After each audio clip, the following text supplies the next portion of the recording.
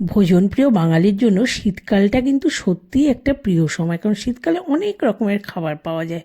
সেরকমই কিন্তু শীতকালে পাওয়া যায় নানা রকমের মাছ, যেগুলো আর সারা বছর বাজারে চোখে পড়ে না। আজকে যেমন বাজারে গিয়ে আমি এই মাছটা পেয়েছিলাম, মাচালা বললে এটার নাম, রূপচাঁদা মাছ। তো নিয়ে আসলাম, এনে ভালো করে ধুয়ে পরিষ্কার করে নুন আর হলুদ মাখিয়ে নিচ্ছি। এবার মাছটাকে আমি ভেজে নেব, সেই জন্য কড়াইতে সর্ষের তেল দিয়ে দিলাম। আর এদিকে একটা মশলার পেস্ট করে নিচ্ছি। নিয়ে নিলাম ধনে পাতা এক আটি, আদা, আর নিয়ে নিলাম 6টা কাঁচা লঙ্কা। এটা পেস্ট করে নেব।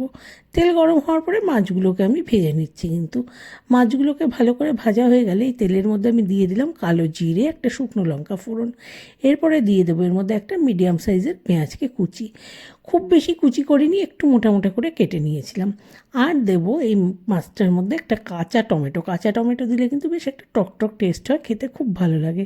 তোমরা কারা কারা কাঁচা টমেটো দিয়ে রান্না ভালোবাসো আমাকে একটু কমেন্ট করে জানিও। কিন্তু কাঁচা টমেটোটা দেওয়ার পরে একটু ভাজা হওয়ার পরে ধনেপাতা, আদা, কাঁচা লঙ্কার পেস্টটা দিয়ে দিলাম। কিন্তু দিয়ে এবার এটাকে 4-5 মিনিট কষাতে হবে। তারপরে এর মধ্যে দিয়ে দিলাম পরিমাণ মতো নুন আর হলুদ। দিয়ে আবারও 3 থেকে 4 মিনিট ভালো করে সাঁতলে নিলাম। তারপরে পরিমাণ মতো জল দিয়ে দিলাম ঝোলের জন্য। ঝোল ফুটে ওঠার পরে কিন্তু মাছগুলো দিয়ে ফুটিয়ে একটু সময় নামিয়ে নেব।